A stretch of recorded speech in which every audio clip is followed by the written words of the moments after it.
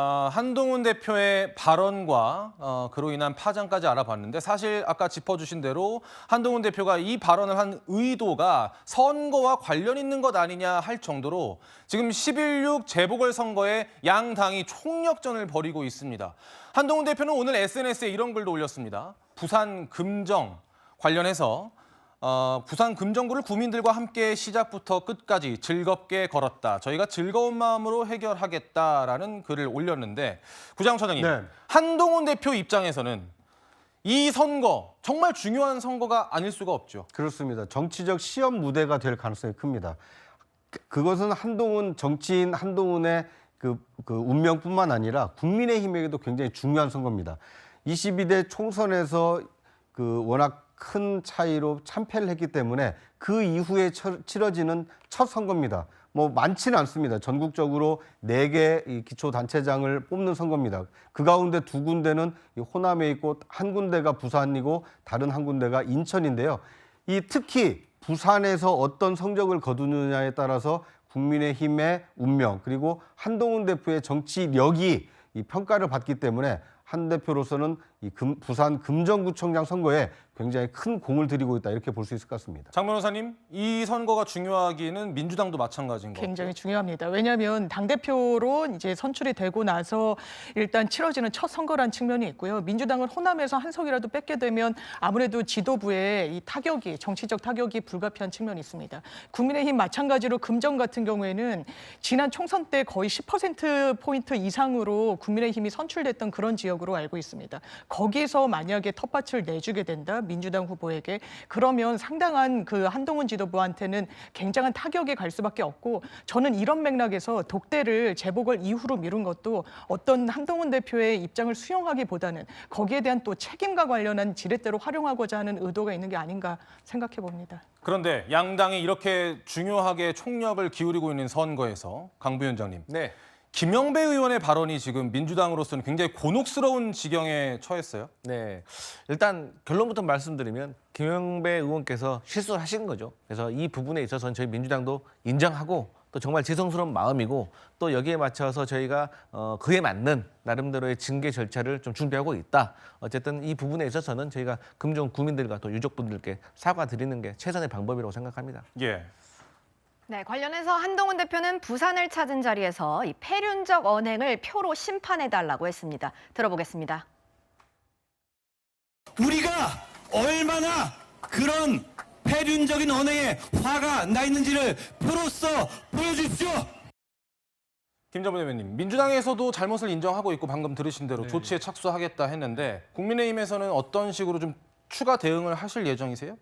아무래도 이제 보궐선거를 하는 데 있어서 여러 가지 원인 중에서 대부분 생각할 때는 많은 사람들이 그쪽이 뭐 허위 사실을 유포해가지고 선거 관련해서 이제 무효 판결을 받거나 그런 생각을 할 수 있는데 어떻게 보면 선거 기간이 되게 짧지 않습니까?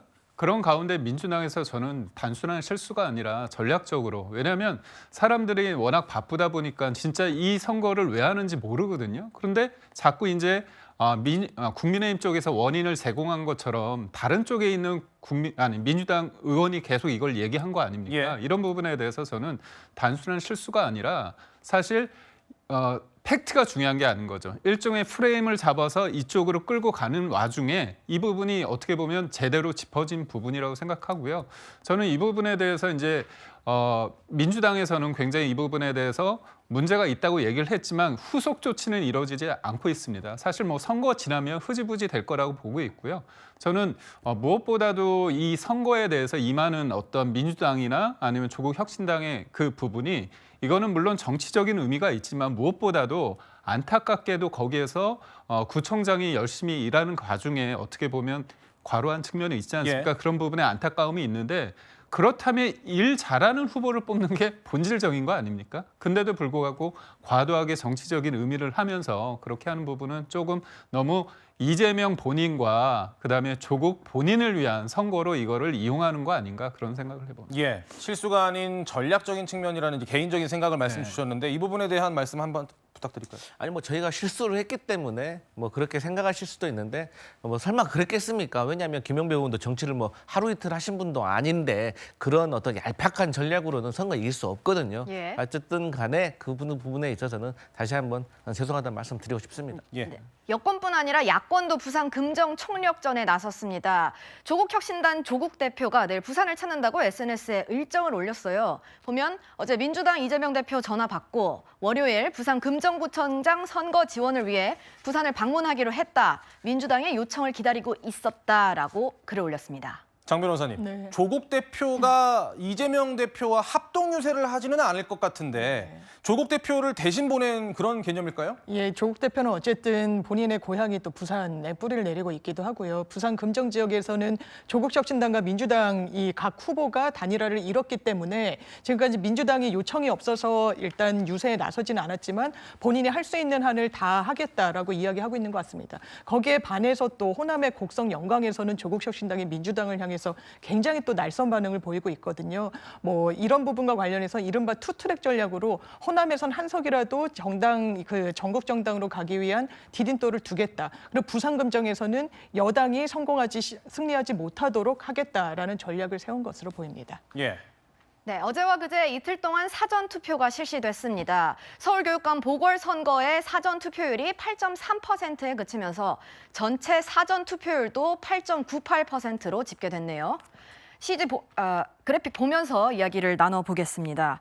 자, 보면은 전체가 8.98%인데 교육감 선거에서 굉장히 낮은 투표율을 보이고 있고 격전지로 꼽히는 전남 영광군수는 43.06%, 전남 곡성군수는 41.644%포인트 사전 투표율을 기록을 했습니다. 자, 장 변호사님, 네. 이 정도의 사전 투표율을 놓고 우리는 어떻게 해석할 수 있을까요? 그렇죠. 굉장히 편차가 크죠. 이제 교육감 같은 경우에는 상대적으로 일단 그 많은 분들이 관심을 덜 가지셨다는 부분.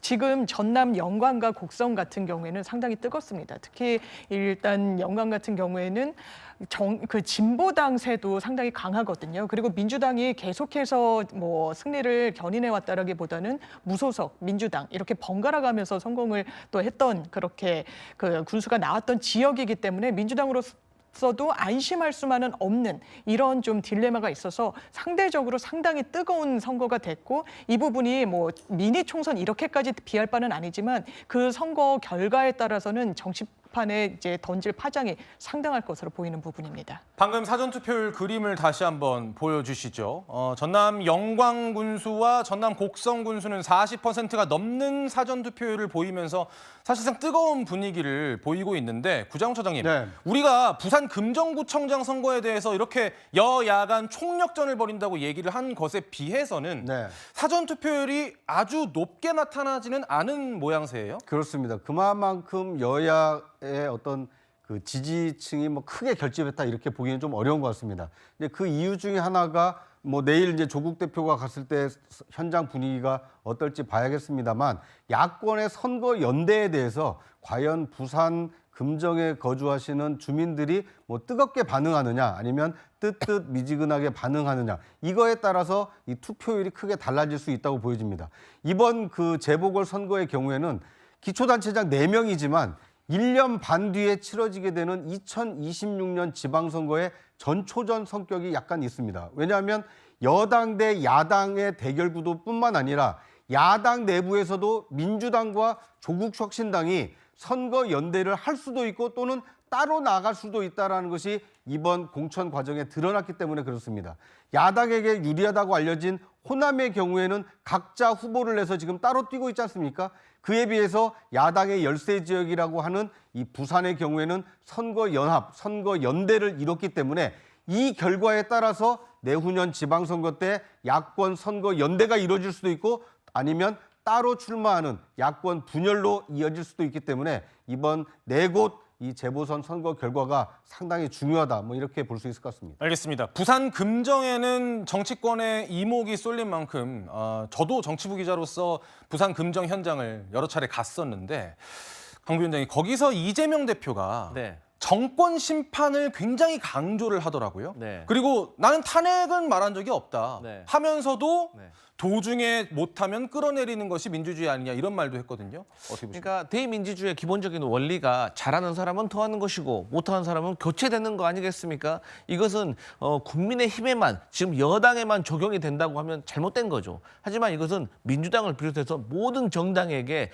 또 정치권 아니라 기업 모든 조직에서 다 이렇게 통용되는 것이기 때문에 그 일환으로 보시면 되고 또 부산 금정 같은 경우 저희 야당으로서는 사실 험지잖아요. 당연히 험지에 가게 되면 또 정권 심판에 대해서 더 세게 말할 수밖에 없고 이 대통령의 재임 중에 일어나는 모든 선거는 정권 평가에 대한 성격이 있기 때문에 이재명 대표로서는 거기에 대해서 더 부각을 할 수밖에 없는 선거 전략이다 이렇게 보여집니다. 예, 이재명 대표의 발언 역시 날이 갈수록 강해지고 있습니다. 윤석열 대통령을 비판하면서 어떻게 이야기했는지 목소리 준비했습니다. 아직도 자신이 왜 총선에서 심판받았는지를 모르면 이번 기회에 2차 심판을 반드시 해야 합니다.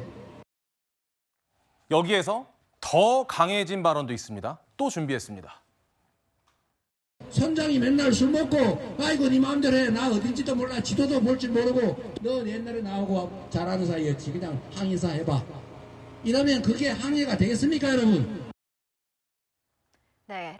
강 부대변인님, 김 부대변인. 김 부대변인 죄송합니다. 김 부대변인님, 이제 보면은 이 윤석열 대통령을 술을 마신 선장에 비유하기도 하고 굉장히 강도 높은 비판을 이어가고 있는데 어떻게 들으셨습니까? 저는 이재명 대표 보면 참 정신력이 대단하다는 생각이 들어요. 이분이 전과 4범 아닙니까? 그리고 7개 사건에 11개 혐의로 4개 재판을 받고 있지 않습니까?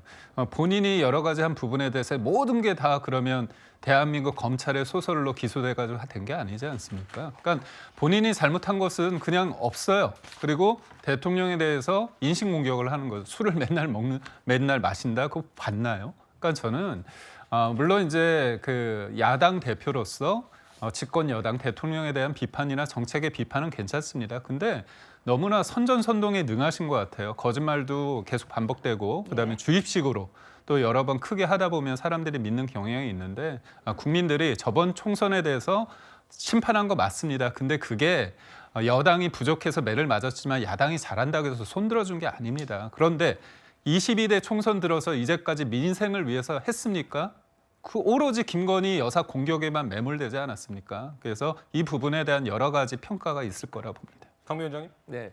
근데 사실 그 지난 총선에 대해서 여당이 잘못한 거고 그런다고 야당이 뭐 잘한 건 아니다. 이런 말은 국민들께서 하실 말씀이지 여당에서 하실 말씀은 아니다. 그리고 어쨌든 간에 그 이재명 대표로서는 대통령을 향해서 잘못된 건 잘못했다라고 지적할 수 있는 것이고 거기에 대해서는 국민들이 공감하실 수도 있고 또 아닐 수도 있다. 평가하실 거라고 봅니다. 알겠습니다. 재보궐선거 얘기까지 들어봤는데요. 11.6 재보궐선거는 본투표가 오전 6시부터 저녁 8시까지 진행이 됩니다. 이날이 임시공휴일이 아니니까 꼭 참고를 하셔서 소중한 한 표를 행사해 주시기 바라겠습니다. 여기서는 김기흥 전 부대변인과 강성필 부위원장과는 인사 나누겠습니다. 두 분 고생하셨습니다.